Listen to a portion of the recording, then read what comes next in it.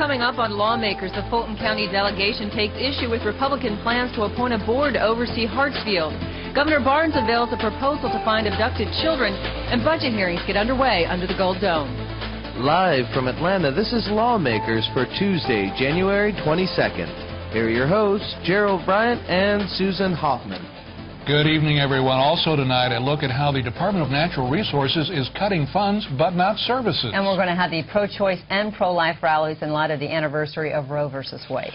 But first, our lead story, the Fulton County delegation stance on Hartsfield. From airport control to MARTA, members of the Atlanta-Fulton County delegation and the Republican caucus have opposite views on who should hold the reins. This morning, Representative Bob Holmes, who was chair of the Atlanta-Fulton County delegation, held a press conference urging Republicans to change their views. Lawmakers' David Zelski is live at the Capitol with more. David. Well, Susan, both groups want state intervention, but in different areas, beginning at Hartsfield International Airport, where Republicans want a newly appointed state authority to take control. Representative Holmes disagrees. This proposal, it seems to me, reflects a blatant partisan effort to intervene in Atlanta city government and to take power away from city officials. Neither the state nor metro counties contributed funds to build the busiest airport in the world, and now they want to control it. It's just not good business, it's not efficient, and after 9/11 it's not safe and secure for the people of Georgia. The other issue at the conference was annual state funding for the struggling MARTA rail system. The delegation believes that the Republicans were interested in equity and fairness. They would support appropriating state funds towards MARTA. The Republicans have once again begun Atlanta bashing, and this appears to be a part of their strategy to try to gain votes in this election year of 2002. During my 27 years of service in the Georgia General Assembly, Republicans have shown little inclination to take positive action towards helping Atlanta, and particularly on an issue such as MARTA. The airport issue is currently in the forefront, mainly due to the $700,000 in airport funding that was misappropriated by city officials. $700,000 is a lot of money. That goes and fix a lot of potholes that the city of Atlanta taxpayers are now having to fix. $700,000 is less than 1% of the annual airport funds, but nevertheless taxpayer dollars. Reporting live from the Capitol, I'm David Zelski for Lawmakers. Quick question, David. Are we in danger of losing federal funds due to this mistake? Well, Representative Holmes says the percentage is too small to become a federal issue right now, and also says the money itself was not federal funds. Okay. Thanks very much, David. And later in the day, Governor Barnes commented on the money issue at Hartsfield and expressed confidence in how newly elected Mayor Shirley Franklin would handle the issue. As far as any change in the overall governance situation or governance system, we have a new mayor. She's not been in office a month. In fact, she's not been in office 2 weeks. Let's give her a little time. She's got a plate full. And the governor plans to keep state involvement out, at least for the time being. Susan? Georgia's budget for fiscal year 2003 is more than $16 billion. Hearings before a joint appropriations committee about budget priorities began today, and it's going to continue through Thursday. The budget is often the defining document of any session of the Georgia General Assembly. Joining us live now to talk about the budget and many other issues is Representative Larry Walker. He is the majority leader in the House. Thanks so much for joining us, Representative Walker. Glad to be with you. Thanks for having me. Tell me, I know it was a very long day for you and everybody on the Appropriations Committee in both the House and the Senate. What in particular jumped out at you today? Something that maybe you're very concerned about or something you were very pleased to hear? One of the interesting things that we talked about was when our new chancellor came before us. I'm very impressed with him, but it came out in the hearings that we're spending about $147 million to convert from the quarter system to the semester system. We were told it was not going to cost us anything, and it ended up costing us $147 million. That's the kinds of things that come out in these hearings. Mr. Walker, just a few moments ago we reported on Representative Bob Holmes and the Fulton County delegation talking about issues that are much in the news these days, like Hartsfield Airport and MARTA, and particularly the Republican proposal that there be some regional airport authority to govern the airport.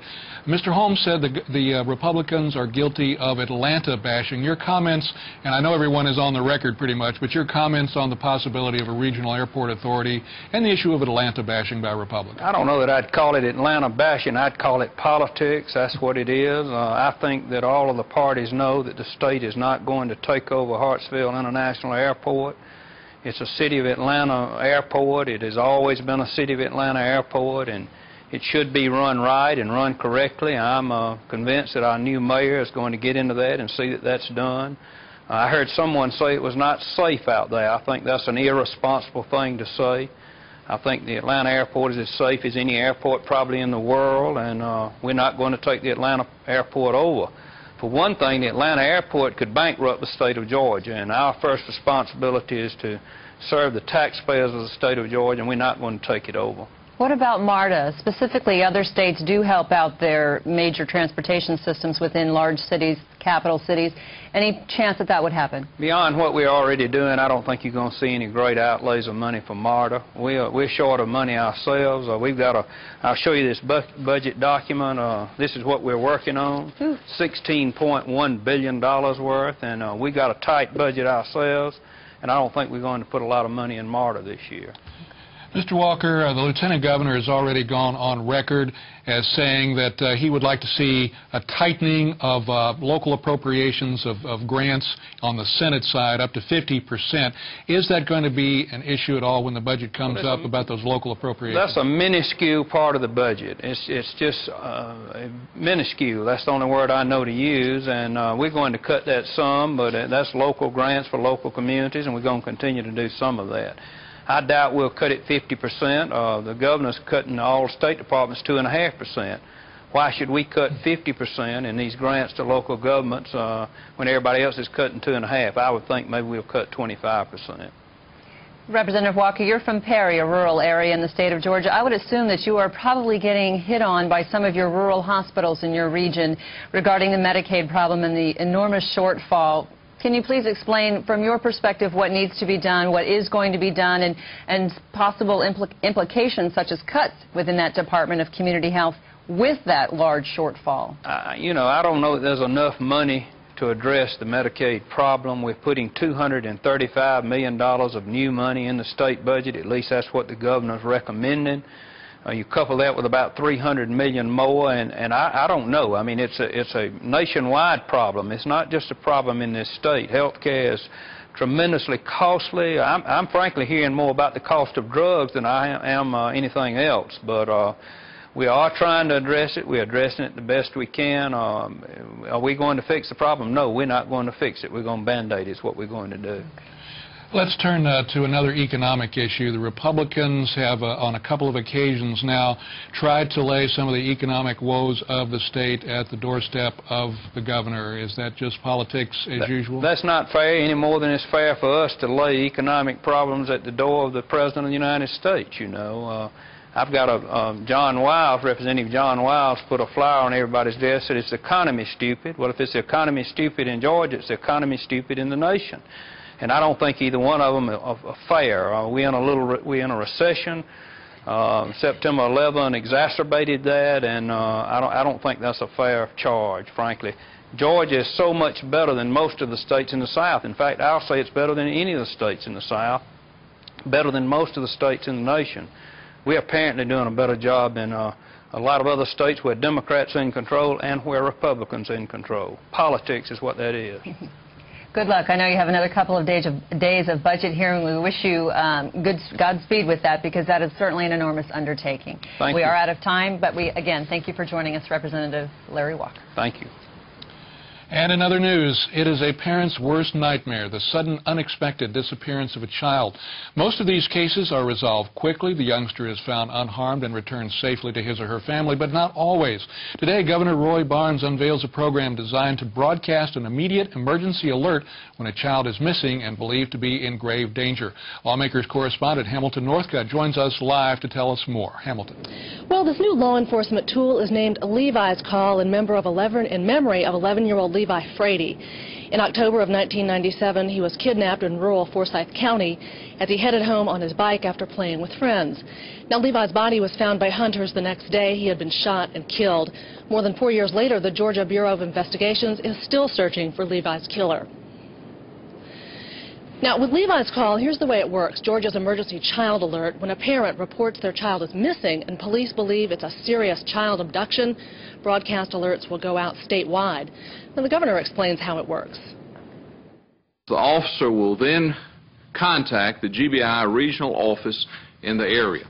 An agent will work with the investigator to compile an alert bulletin. The bulletin then will be sent to GEMA, or Georgia Emergency Management Agency, for activation of the emergency alert system. Within minutes of receiving the information, GEMA will disseminate the alert to both radio and television stations. The broadcasters have been asked to air the alert for at least twice the first hour and then once an hour for the next 2 hours. The GBI will also provide the television stations with a photograph of the child. Levi Frady's mother, his grandmother, and his surviving twin sister were at the Capitol today for the governor's announcement. They didn't want to talk about the Levi's Call program, but Special Agent Jim Hallman spoke on their behalf. We wish with all our heart that we had him back, but we believe his name will help a lot of the children be returned home. We know Levi is safe and happy with God and will never be hurt again, but missing him will never cease. The hardest part is knowing how scared he must have been and probably begging his abductor to let him go.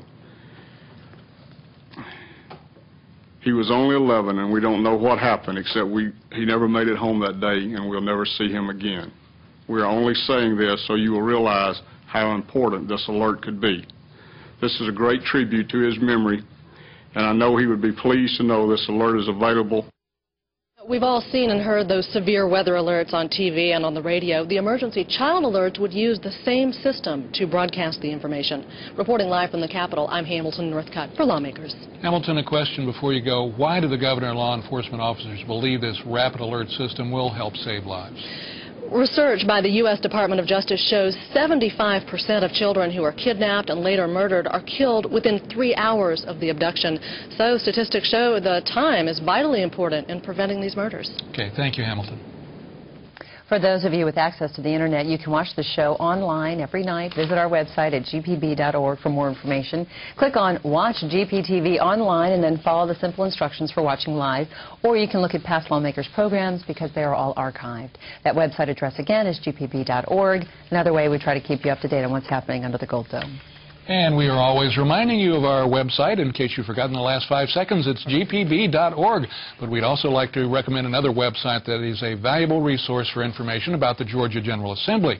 Go to www.legis.state.gaus/legis.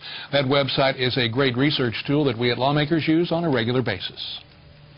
Georgia's top lawmakers and the leaders of the state government agencies are working together to hammer out a budget for 2003. That process started today. It's the first of 4 days of budget hearings before the Joint Appropriations Committee. As Governor Barnes emphasized in his budget address last Wednesday, revenues are down, money is tight, and spending must be conservative. Today, Governor Barnes' economic advisor told members of the Joint Budget Committee they need to work together, keep costs in line, and at the same time create some economic stimulus for Georgia businesses. The consumer won't save us until business spending increases. And business spending probably won't increase until the uncertainty which we face is distilled, and more important, until profits go up. There are some scattered reports currently of profits rising, but the profits are rising not because of increased scale, not because of more activity, but because rather of efficiencies obtained through cost cutting. We are still releasing workers, we are still cutting hours, and we are then operating in pursuit of profit with essentially the same inputs as we've had earlier, and that pursuit of profit is indeed generating an efficiency, all right, and we see some scattered gains. But overall, profits continue to fall about 10% per quarter on an annual basis. Hank Thomason told the Joint Budget Committee that December marked Georgia's 6th straight month of revenue decline. He predicts the state's economy will bottom out and begin to emerge from recession in April or May of this year. Hunting and fishing, historic preservation, pollution control, state parks. These are some of the concerns of the State Department of Natural Resources. Faced with the 2.5% budget cut this year, the department is making an effort to protect its services to the public. And Wendy Lawson talked to the DNR Commissioner to find out how the department is working to achieve this goal. She joins us live from the Capitol. And Wendy. Well, Commissioner Lawrence Barrett spoke optimistically about the current budget cuts. He said a reduction in funding does not have to equal a reduction in services. Nobody likes to cut the budget. Any cuts hurts somewhere. This year's Department of Natural Resources budget is characterized by a reduction of some services, but no facility closings. The department has eliminated 3 positions, including 1 in computer services, 1 in purchasing, and an administrative post in Commissioner Barrett's office. At the same time, the commissioner says the department has benefited from Governor Barnes' tourism initiative. I'm recommending $1 million for a special marketing campaign aimed at travelers within driving distance of Georgia. State dollars are slated to fund the purchase of 5,500 acres of wetlands near Albany, for the creation of public fishing areas, and to expand a Tattnall County golf course. The governor also recommends spending $9.2 million for repairs and renovations at state parks. In the case of state parks, most of these are in rural areas around our state, and that's a very important need that we have to remember that everything doesn't just happen in the Atlanta area.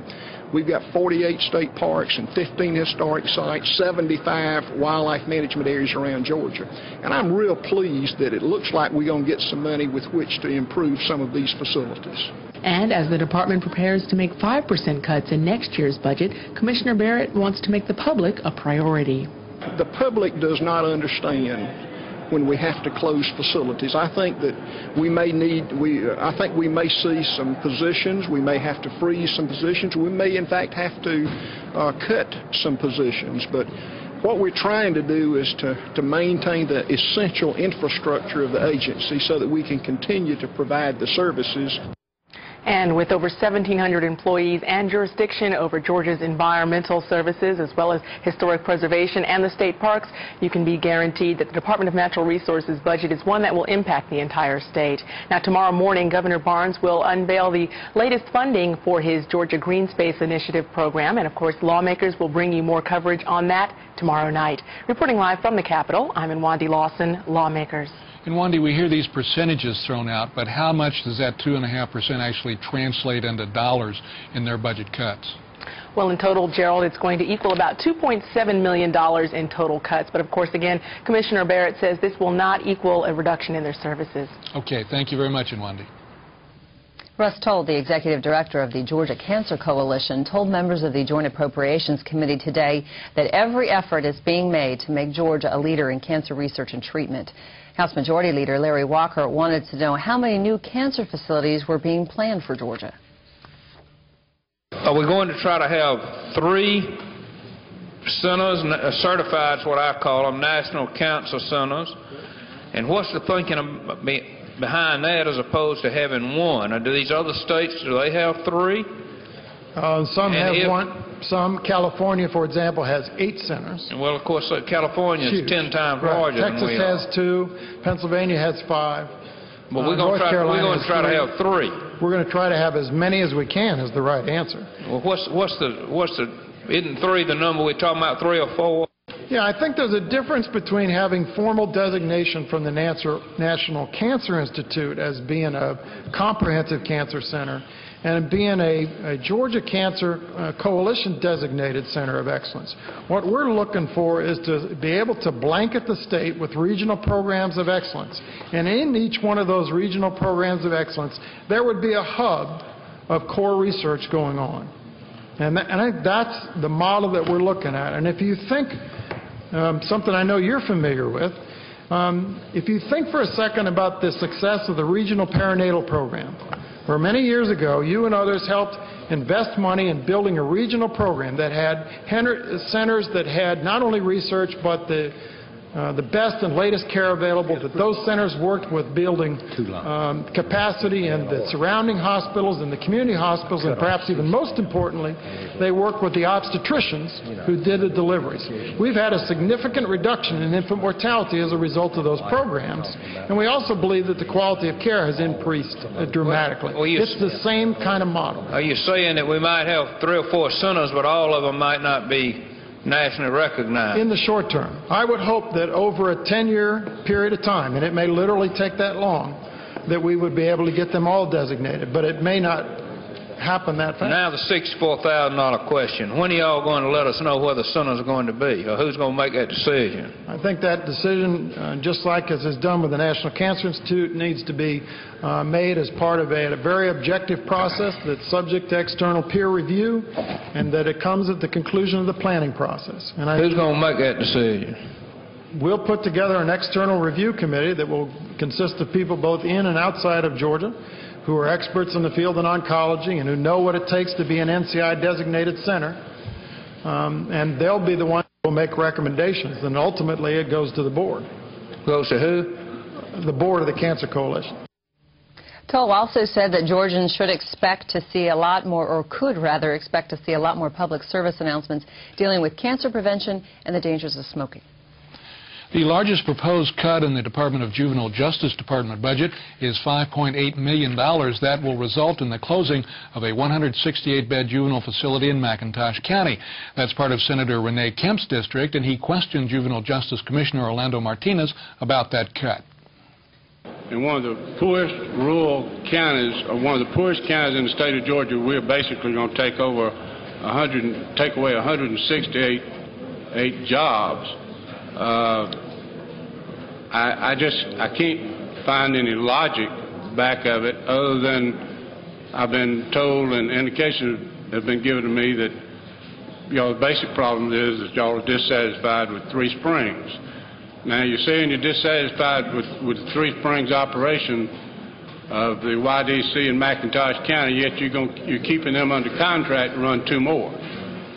I mean, that seems to me like that something should have been done by your department to straighten this matter out prior to making any recommendations to the governor of cutting off 106-something odd jobs and closing the facility down.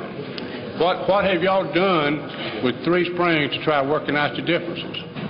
Actually, quite a bit, and we have worked with them, and I think they're a fine organization. I don't believe that the program that they were running at McIntosh was the program that was meeting the department needs, the kids' needs that we had. And that's one of the reasons we made the decision. It was not solely on performance. It was the fact that those kids could be worked with in a different setting much more effectively. And I mentioned mental health. One is the mental health aspect of it. That facility doesn't lend itself very easily to provide mental health services because of the way it's configured. So that was one consideration. But also, in making these reductions, we considered 3 things. The department had to think in terms of programs that would not affect public safety. So any of the reductions that we recommended ensured that we were still able to maintain programs and systems that would ensure that our communities are safe. The McIntosh County Juvenile Detention Program, slated to close, is privatized. Commissioner Martinez said that privately operated facilities are not always the less expensive option for his department. Governor Roy Barnes is recommending a 10% raise for 310 Georgia teachers who received national board certification last year. At today's budget hearings, Representative Don Parsons asked State School Superintendent Linda Schrenko if those raises were merited. You know, I know that we're trying to improve teaching by having, testing at different intervals and so on and so forth. There's different approaches to improving teaching. I'm just wondering, on these teachers that who have received this national board certification, and first of all, let me say, if they all got a 10% raise, I think that would be good because teachers don't make enough money. But is there any evidence to indicate that these teachers who have this national board certification are actually teaching any better or well enough to get that big of an increase over the other teachers? there's not a study at the Georgia level. There are some statistics that have been brought forward at the national level, but they do not include any kind of standardized test scores. So it's very difficult to know from state to state when you don't have standardized test scores whether you're comparing apples to apples. So I cannot, there is not a Georgia study, but there are at least some indications at the national level, although no standardized tests. Budget hearings resume at the Capitol tomorrow morning. At the Capitol today, pro-life demonstrators vow once again to overturn the Roe v. Wade decision. Lawmakers Michelle Horton has more on that story. Pro-life advocates gathered at the Capitol today for the annual Together for Life rally. Sponsored by the Georgia Right to Life, the event commemorates the 29th anniversary of the Roe v. Wade decision, which legalized abortion. This year's keynote speaker was Sandra Cano, the Mary Doe of the 1973 Doe v. Bolton case. This case legalized partial birth abortion. Cano claims that her name was used to advance the case and that she has never supported abortions. She announced that she is appealing the 1973 ruling and asked supporters for help. Let them know that they didn't tell you that baby felt pain. Let them know they didn't give you any options, that you were pressured. This lie can be defeated with the truth, but we need you to stand with these women, and we need these women to tell the truth, and they need to know that we're all behind them. Several legislators also attended the ceremony today to show their support for the pro-life demonstration. I've been here for the last 6 years. I wanted my constituents, and I want to see people from the state of Georgia know that I'm exactly pro-life, and I do believe that abortion is murder, and that their elected officials are behind them 100%. Following the rally, pro-lifers gathered to march a 1-mile silent walk against abortion. For Lawmakers, I'm Michelle Horton. Pro-lifers were not the only group to gather at the Capitol today. Pro-choice supporters also held a rally this afternoon to express their views on abortion. Several pro-choice advocates spoke at the event, saying that women should have the freedom of choice. Jessica Herman-Wilmarth from Planned Parenthood talked about what she called the positive effects of the Roe v. Wade verdict. Before Roe v. Wade, women trapped by class and circumstance were forced to seek out untrained, unsanitary opportunists to escape an unwanted pregnancy. These days, our eyes are focused on women in other parts of the world where there is no reproductive freedom, and none of us here can imagine what it must be like to have so few options. Here in the U.S., safe and legal abortion has markedly improved the lives of women and their families. Pregnancy-related deaths have all but vanished, and infant mortality rates have plummeted. The rally was organized by Choice for America, a public education initiative of the Norral Foundation. Coming up tomorrow on Lawmakers, a live interview with Senate Majority Leader Charles Walker, and Iwandi Lawson reports on the impact of last year's child prostitution legislation in light of the recent budget cuts. And just another reminder for those of you with access to the Internet, you can watch Lawmakers online. Simply visit our website at gpb.org. Lawmakers programs are streamed live, and then they're archived on that site every night that we're on air. Stay tuned to GPTV as Georgia Outdoors takes you on a caving adventure. Host Michael Skinner and the Georgia Outdoors crew boldly go where no television camera has gone before, to a very special underground cave in southwest Georgia. And that is our program for Tuesday, January 2nd. Thanks for joining us. I'm Gerald Bryant. And I'm Susan Hoffman. From everybody here, good night.